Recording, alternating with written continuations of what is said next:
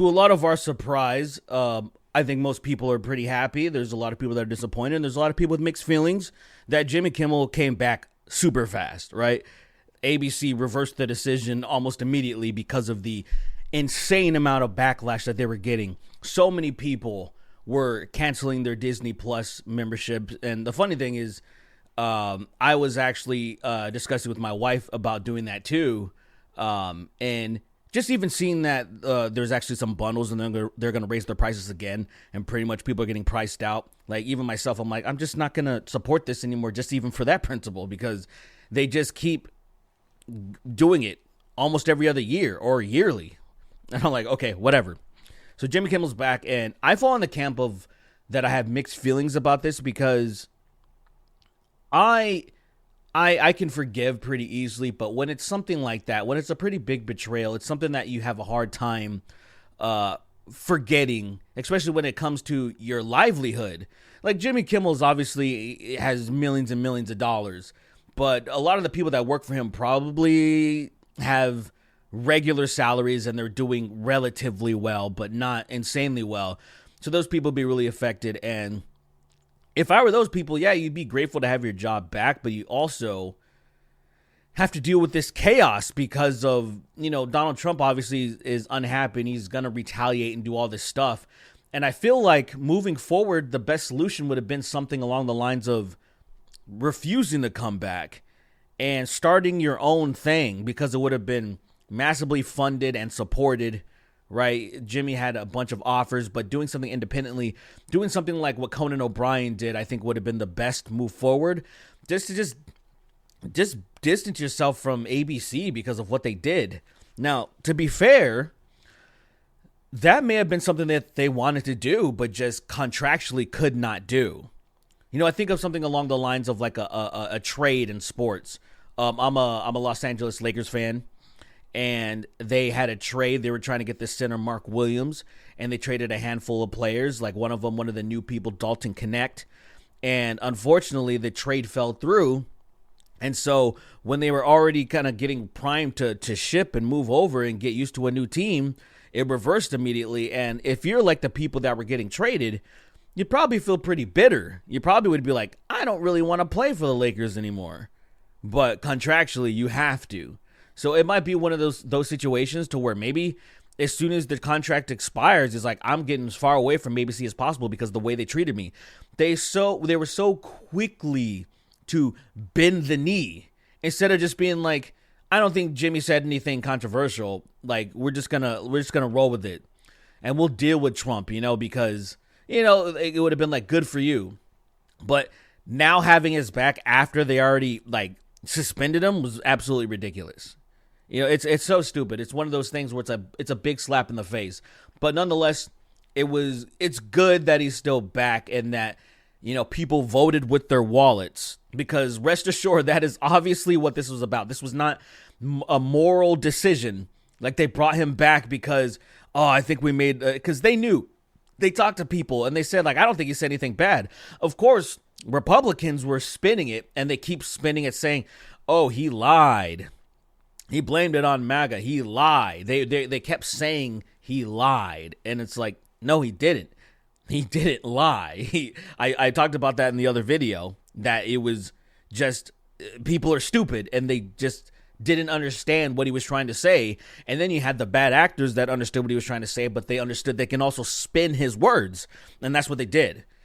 And it's gotten pretty crazy. So he came back. He had a monologue. As I looked at it, it had like 16 million views already. When I first saw it, it was up for like 50 minutes. And it already had 1.1 million views. And I'm like, whoa, yeah, this is obviously going to be really big.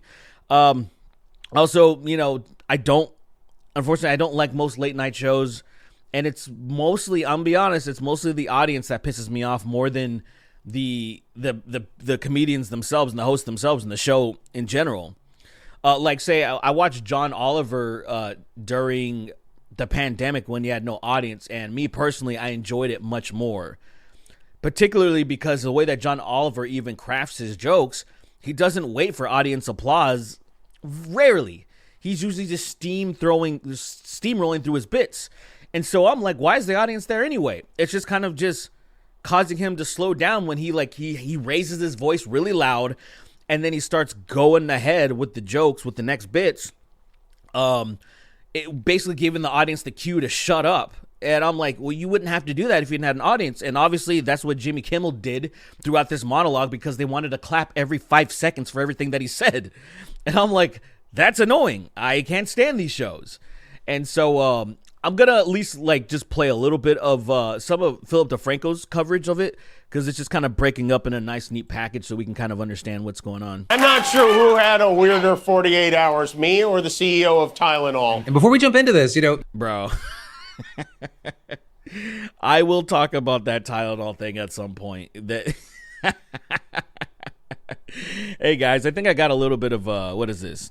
Acetaminophen, aspirin. It's the what you would call it, the knockoff Excedrin. I think that's what it's called when you have acetaminophen and you have an NSAID mixed together, and it's like it helps, and a little bit of caffeine, and then it helps with migraines. But yeah, big fan of acetaminophen. I have it everywhere. It's when I got my teeth pulled last time, it was a lifesaver, big lifesaver.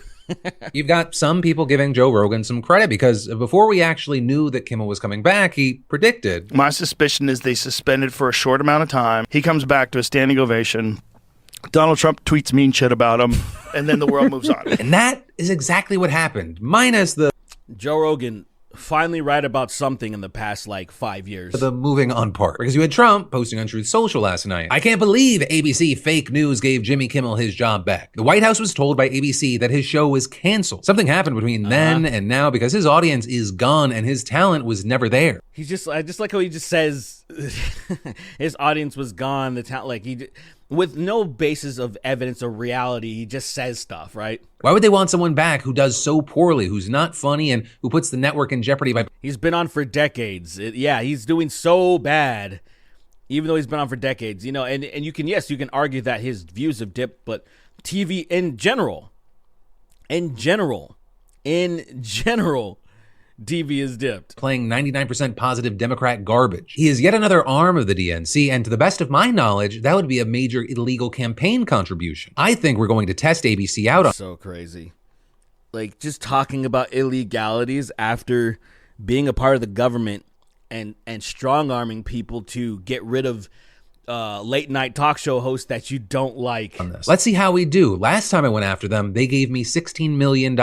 This one sounds even more lucrative. A true bunch of losers. Let Jimmy Kimmel... just how does anybody respect that? All those people on the right that are like, oh, I love strength and this and that, and Donald Trump's a strong guy. First of all, he's fat and wears a bunch of makeup. I don't think that's what the betrayal of a... Let's just think of somebody that these losers like to idolize on the right a lot, especially younger guys. Andrew Tate. They like him because he's strong, right? He's manly and shit like that. He looks very masculine. And then Trump, makeup wearer, doughy.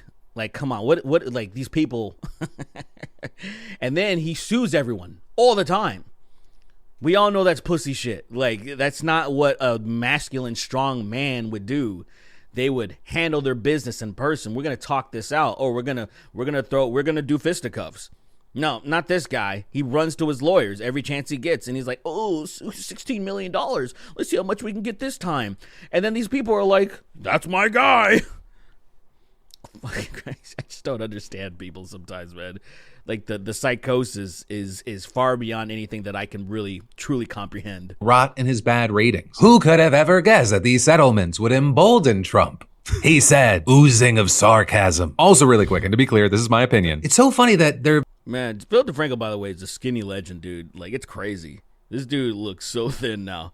I know it's probably peak optimal shape, but it also... I remember watching him the most during the pandemic, and yeah, dude was looking doughy like me back then. There's been so many Trump defenders saying, hey, this is a private company that made a private company decision. This wasn't because of the government, despite all the evidence that the government was pressuring things to happen. That's what's so crazy. I understand the grifters saying that stuff, right? But it's the people that are watching the grifters, that are repeating it, that are regurgitating those lies. I'm like, bro, don't you have the government? Trump was already celebrating Stephen Colbert. get in the axe. Like, oh, you're gonna get out of here eventually, Stephen Colbert. And he's like, that's great. Celebrated Jimmy Kimmel, right? Like, and then like the head of the FCC was just like, yeah, we're gonna do this the easy way or the hard way. And it's like, oh, this was just a private company. This was their decision. Coupled with them bringing it back, it obviously wasn't their decision. And it's like, these people have the ultimate brain rot. Donald Trump, as he almost always does, is like, no. I'm going after him. Trump's like, don't try to steal the credit, and then just rinse, repeat. But again, that's my opinion. Newscat back on. That's not just your opinion, man. That is, I understand what you're doing, but that's pretty objective. Well, Trump was seemingly stewing in his own resentment. Kimmel, he returned last night to a standing ovation, and he delivered what felt like a historic, nearly 30-minute monologue that I feel like is going to go down in late-night television history. It wasn't nearly 30 minutes. The video was like 30 minutes, which included a bit of Robert De Niro pretending to be the head of the FCC, which it was actually okay. It was a lot better than I thought it was going to be. And then some other shit afterwards, after they took a break. And so the real monologue was probably closer to 20 minutes. Anyway, as I was saying before I was interrupted. Though, I will say, if you watch TV offline, there were a long list of cities, including DC, New Orleans, Richmond, Columbus, Portland, Seattle, St. Louis, Salt Lake City, Nashville, and much upstate New York that could not watch it live. Right, and that's because the broadcasters Sinclair and Nexstar refused to air the episode on nearly 70 That's the one big thing that I forgot to mention. the ABC affiliate stations that they own. But of course, you could also Yeah, that was the one thing that Sinclair was like, and then we're going to be like, nope, you need to do so much more. You got to apologize. You should donate to Turning Point and all this dumb fucking shit.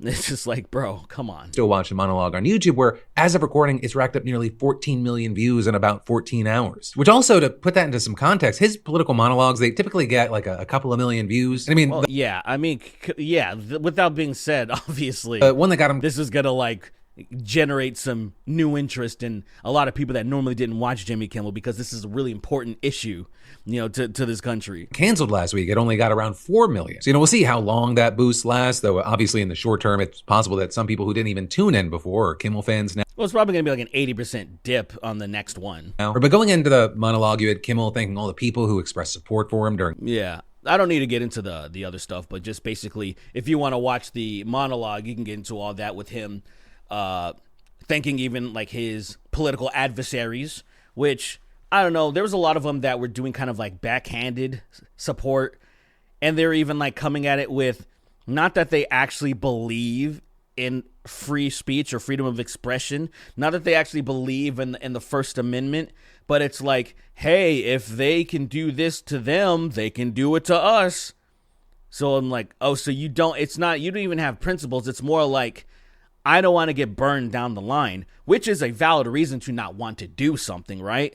You don't want to do something nefarious because you don't want retaliation.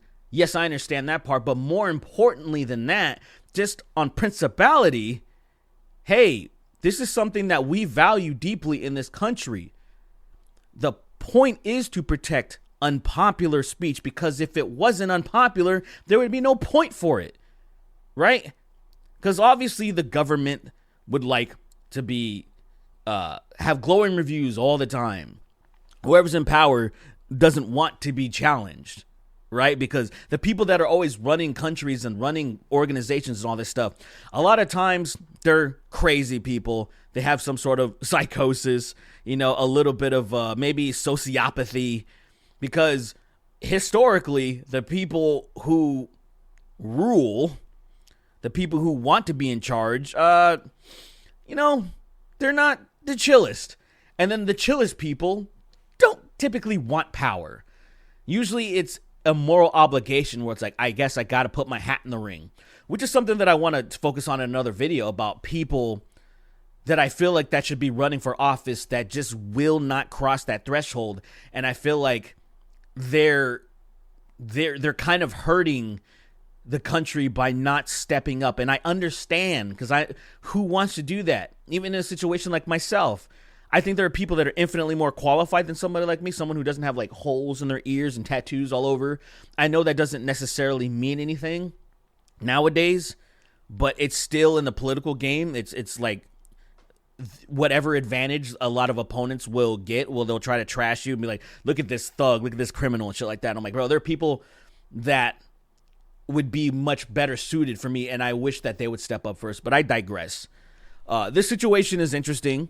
I'm very interested to see how it's going to unfold and what Trump's going to do to try to attack ABC more. I don't know. I hope at the end of the day, just not like capitulating to these demands from the government when it's such clear violations of free speech. Like, this is clearly illegal. Like, people will at some point just put their foot down and be like, bro, we can't do this.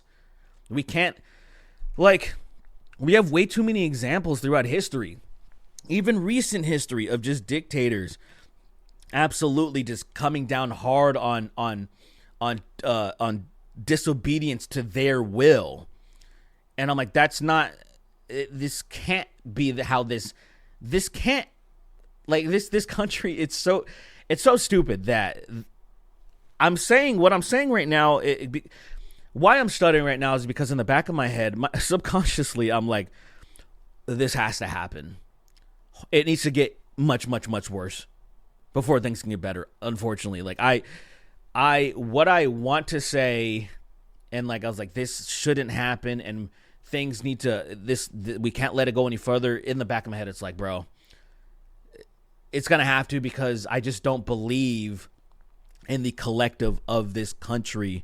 Because on average, with poor education, we can't come together and realize who is genuinely screwing us over.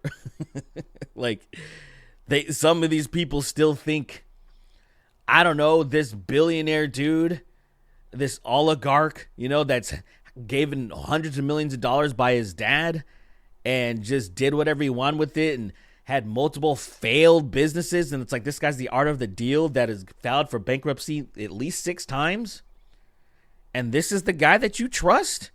Like, what are we doing here? What are we doing here? And so that's why I'm like, damn, I want to say something much more positive, but then just like my subconscious thoughts betray that, because it's like, let's be real, brother. Can you count on the American people to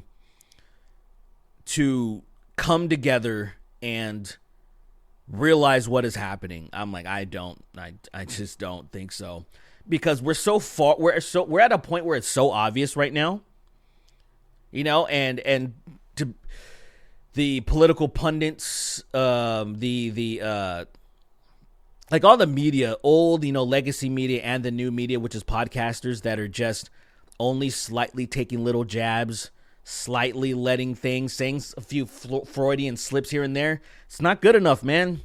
It's not good enough. They know it's not good enough. And I'm like, brother, you guys need to go hard in the paint, because eventually your home is going to be completely changed too. And even though you're comfortable and rich, it doesn't mean that you're going to be safe. Like, it's just like, ugh. Yeah. Anywho, interesting situation. Let me know what you guys think about this. If you're a fan of Jimmy Kimmel, I'd actually love to hear from you, because I haven't really ran into somebody that's like, yeah, man, I love Jimmy Kimmel. He's fucking awesome. I don't know. He's fine, I guess. I don't dislike him. I just don't care for him. He's just he was okay in the Man Show, I guess. I don't know. When he did blackface, or I have to say black body of Karl Malone. Karl Malone. I'm not going to get into Karl Malone. He's a deeply disgusting person. I'm going to end it there. See you guys.